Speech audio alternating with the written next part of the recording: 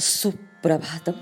नयन रम्य मनोहारी तुलुनाडु प्रदेश अर्थात अरबी समुद्र के पश्चिम तटीय प्रदेश का बंदरगाह उलाल मेरा जन्मग्राम। मेरा चौटा राजवंश 12वीं शताब्दी में गुजरात से स्थानांतरित होकर यहाँ आया। उल्लाल शहर के राजा तिरुमला राय मेरे मामा श्री विशाल विजयनगर साम्राज्य के सामंत थे। चौटा राजवंश के लोग मंदिरों का शहर मुड़बिद्री से शासन किया करता था। बंदरगाह शहर उलाल हमारी सहायक राजधानी थी। मातृसत्ताक पद्धति के कारण हमारा निवास मामा श्री तिरुमला राय के यहाँ था।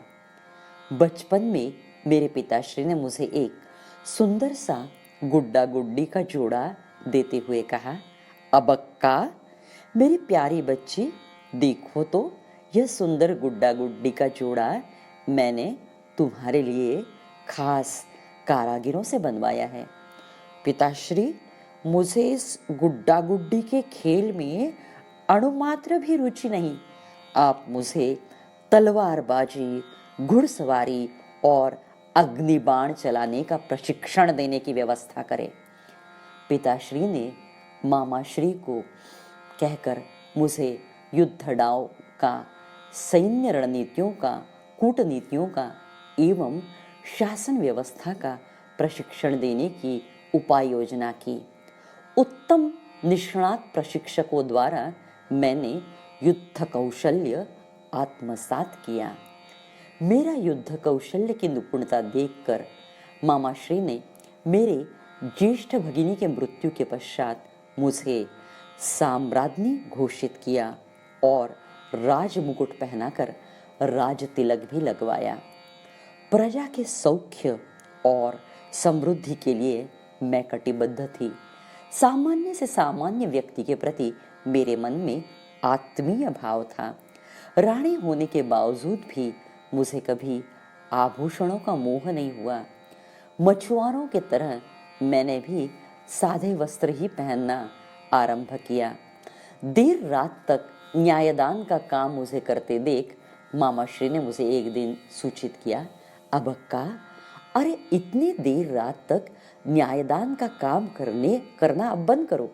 अपने सेहत का भी तो जरा ख्याल करो। मामाश्री, ये बेचारे मछुआरे रोजी रोटी के लिए दिन भर परिश्रम करते हैं। यदि उनके प्रश्नों को सुलझाने के लिए मैंने न्यायदान की व्यवस्था रात्रि के समय ना की तो उन्हें न्याय ही नहीं मिलेगा।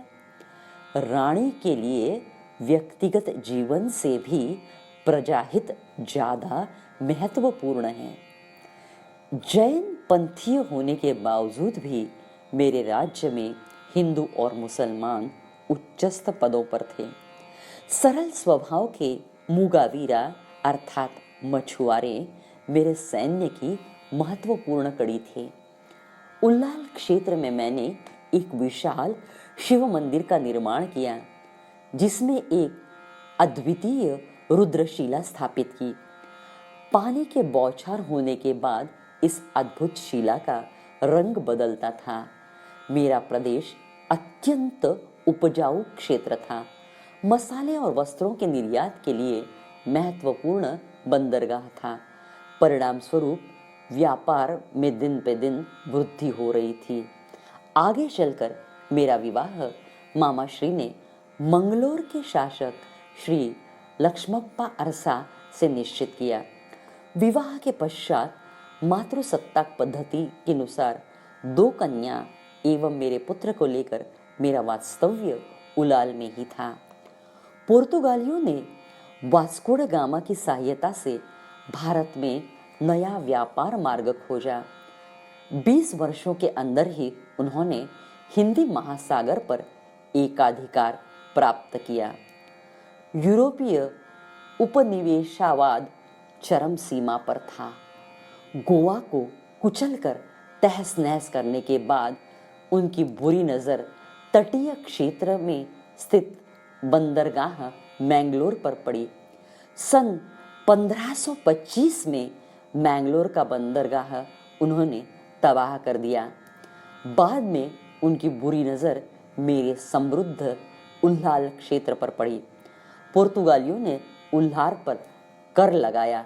मैंने तो उनकी इस अनुचित मांग को मानने से साफ इनकार कर दिया। जब मुझे यह पता चला कि मेरे पति लक्ष्मप्पा राज व्यवस्था की दृष्टि से पुर्तगालियों के सामने झुककर उनसे समझौता करने वाले हैं, तो मैंने मेरा विवाह बंधन भी तोड़ दिया और उनके सारे दिए गए गहने वापस कर दिए। अकेले ही मैंने दुष्ट पुर्तगालियों से लड़ने का निश्चय किया। अदम्य साहस, सर्वधर्म समभाव, प्रजाहित दक्षता की मिसाल रानी अब्बक्का ने 4 दशकों तक पुर्तगालियों से घमासान युद्ध करके उन्हें खदेड़ दिया। युद्ध का रोमहर्षक इतिहास अगली कड़ी में। अभया रानी अब्बक्का को मेरा कोटि कोटि प्रणाम।